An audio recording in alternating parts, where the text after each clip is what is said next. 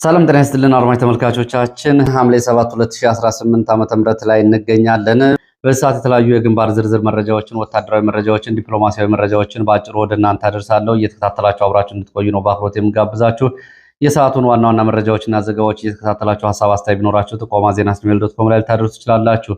በሰዓት ከያዝኳቸው መረጃዎች መካከል በሱዳን በቅጥረኝነት ከአልቡርሃን ጎን ተሰልፎ እየተዋጉ የሚገኙ የህወሓት ታጣቂዎች የ400 የሚደርሱ ታጣቂዎች የጅምላ መቃብር ተፈጽሟል የሚለውን መረጃ ጨምሮ ሌሎች የግንባር መረጃዎችን ከሱዳንና ከኢትዮጵያ አንጻር ወደ ቆቦና አካባቢው ቀጠና ስንሄድ በቆቦ ከተማ እና በዚህ ወደ አለማጣ ባለው መስመር ላይ ወልዲያ ቆቦ በቆቦ ከተማ ዙሪያ ታይቶ የማይታወቅ ከፍተኛ የጦር ኃይል እየተሰማራና እየተከማቸ መሆኑን የወጡ መረጃዎች ይገልጻሉ። መድፎችና ሌሎች ከባድ መሳሪያዎችን ጨምሮ ከወልዲያ እስከ ቆቦ ባለው አካባቢ በብዛት እንዲሰፍሩና እንዲገቡ መደረጉን የዓይን እማኞች ገልጸው በዚህ በትግራይና በወሎ መስመር ባሉት አጠቃላይ አካባቢዎች የእንቅስቃሴ ገደቦች መጣላቸው ታይቷል። ከትግራይ ክልል የሚመለሱ የህዝብ ማመላለሻ ተሽከርካሪዎች አንድም ተሳፋሪ ሳይጭኑ ባዷቸውን ወደ ቆቦ እየተመለሱ እንደሆነና ወደ ቆቦ ተገደው እንዲመለሱ እየተደረጉ መሆኑን መረጃዎች ገልጸዋል። ካለማጣ አካባቢ ማለት ነው። በመንግስት በቆቦ ከተማው ውስጥና ዙሪያ መጠነ ሰፊ ታጣቂዎችን የማሰልጠን ዘመቻ የጀመረ ሲሆን ከተማዋ በአሁኑ ወቅት በሚሊሻዎች ተጨናንቃ ትገኛለች። ስልጠና የሚካሄደው ለታጣቂዎቹ የገጠር መሬት ደሞዝ ክፍያ እንደሚሰጣቸው በማታለል ነው አዲስ ሚሊሻ ስልጠና እየተደረገ ያለው።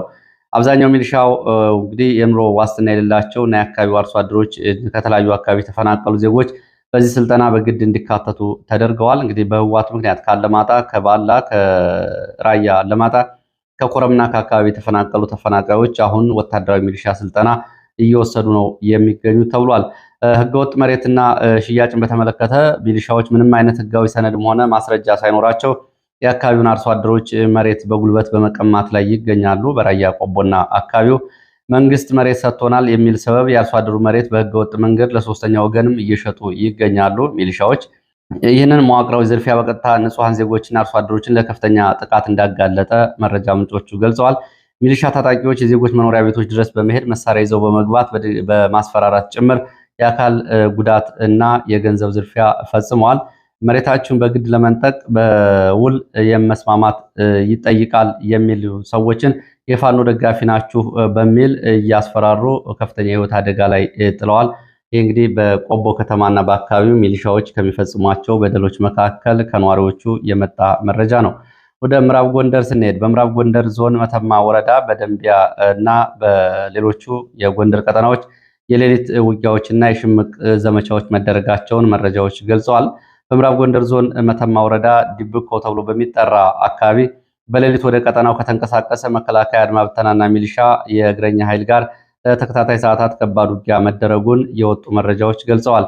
ይህ ወታደራዊ ኃይል ቀደም ሲል ዳስጉንዶ ተብሎ የሚጠራው አካባቢ የተፈጸመውን ድንገተኛ ጥቃት ተከትሎ ወደ አካባቢው የፋኖ ቀጠናዎችን ከበባ ውስጥ ለማስገባት በሌሊት ወደ ዲብኮ ተብሎ ወደሚጠራው አካባቢ የተንቀሳቀሰ ኃይል ነበር። ሆኖም ፋኖ ቀድሞ በደረሰው መረጃና በወሰደው የኃይል አጸፋ ምላሽ የመጣው ኃይል ወደኋላ ለቆ ተመልሷል ነው የተባለው። በዚህ ጥቃት በመንግስት ኃይልም ሆነ በፋኖ ላይ የደረሰው ዝርዝር ጉዳት በውል አልታወቀም። በሌላ በኩል በማዕከላዊ ጎንደር ዞን ምስራቅ ደንቢያ ወረዳ ልዩ ስማቸው ጉራምባ ተብሎ የሚጠራ አካባቢ፣ ፈንጃና ቆብላ ተብሎ በሚጠሩ አካባቢዎች ተከታታይ የሌሊት ሽምቅ ውጊያዎች መደረጋቸው ይታወቃል። በነገራችን ላይ ጉራምባ ተብላ የምትጠራውን ቦታ ብዙዎቻችሁ በታሪክ ታውቋት ይሆናል።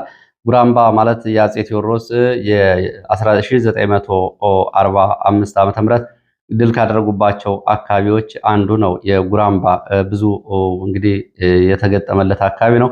በእነዚህ አካባቢዎች የሌሊት ዘመቻዎች ተደርገዋል። ውጊያው የተቀሰቀሰው ከቆላ ድባ፣ ካዘዞ፣ ከጎንደር ዙሪያ ወረዳ የተንቀሳቀሰ መከላከያ፣ ሚሊሻ፣ አድማ ብተና የፋኖ ቀጠናዎችን እና ይዞታዎችን ከበባ ውስጥ ለማስገባት በሌሊት ወደ ቀጠናው መግባቱን ተከትሎ ነው። ለተከታታይ ሰዓታት በቆየው በዚህ ከባድ ውጊያ የፋኖ ኃይሎች ያጸፋ ምላሽ የሰጡ ሲሆን በፋኖ በኩል 4 የመስዋዕትነት 2 ቀላልና ከባድ ቁስለኛ ሲሆን በመከላከያና ሚሊሻ በኩል ከፍተኛ ጉዳት ደርሷል። የሬጅመንት አዛዥን ጨምሮ በቁጥር ያልታወቁ ከፍተኛ ሰብአዊ፣ ቁሳዊ፣ ወታደራዊ ኪሳራ ደርሷል ሲሉ የአካባቢ የመረጃ ምንጮች ገልጸዋል። በተመሳሳይ በሰሜን ወሎ ዞን ደጋማ አካባቢዎች በላስታና በደቡብ ጎንደር አዋሳኝ አካባቢዎችም እንደዚሁ ወታደራዊ የሌሊት የሽምቅ ዘመቻዎች እና የእግረኛ እንቅስቃሴዎች ዛሬ እየተደረጉ መሆናቸውን የሚገልጹ መረጃዎች ወጥተዋል። በሰሜን ወሎ ዞን ደጋማ አካባቢ በሚገኘው ጋዞ ወረዳ በተለይ ቢጦይ እስከ ቀይ አፈር ባለው ቀጠና ከሌሊቱ 10 ሰዓት ጀምሮ በአካባቢው የሽምቅ ውጊያ ሲደረግ አድሯል። በተለይ ከጋዞ ወረዳ ጀባ እና ቀይ አፈር ተብሎ በሚጠሩ ሁለት አካባቢዎች በሌሊት የተንቀሳቀሰው መከላከያ አድማ ብተናና ሚሊሻን ተከትሎ በአካባቢው እስከ ረፋድ 3 ሰዓት ድረስ የቆየ ተኩስ እንደነበር የመረጃ ምንጮች ገልጸዋል። እስከ ማለዳ በቀጠለው የጀባና ቀይ አፈር ውጊያ በሁለቱም በኩል የጉዳቱን መጠን በተመለከተ በውል ለማወቅ እንዳልተቻለ ተገልጿል።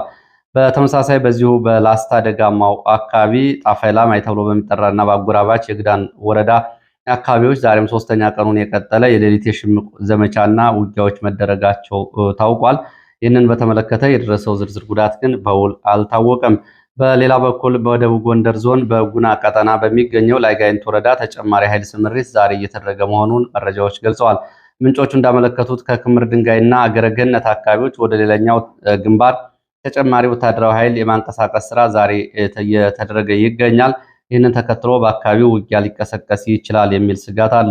ባለፈው ሳምንት በዚህ ቀጠና በተደረገው ውጊያ ወደ ሀገረ ማርያም ከተጠራ ዳሞት ወደ ሀገረ ማርያም ከፍተኛ ሰብአዊ፣ ቁሳዊና ወታደራዊ ኪሳራ መድረሱ ይታወቃል። በከባድ መሳሪያ ድብደባ ጭምር በአካባቢው መኖሪያ ቤቶች ላይ ጉዳት መድረሱን ነው መረጃዎች የገለጹት።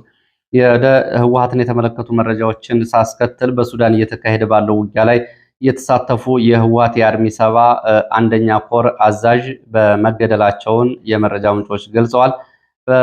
ከዚህ ከተገደለው የኮር አንድ አዛዥ ባሻገር ሌሎች የኮር አዛዦች ቆስለዋል ነው የተባለው። በኩርሙክ ከአልቡርሃን ጎን ሆነው በቅጥረኝነት ውጊያ የሚታወቁት አንደኛ ኮር አዛዥ በስም ይታወቃሉ። ከታጣቂዎቹ እንደዚሁ በቁጥር ያልታወቁ በርካታ ታጣቂዎች ተገድለዋል። 3 ከፍተኛ የኮር አዛዦች እና በቁጥር ካልታወቁ የታጣቂዎች ጋር ቆስለዋል።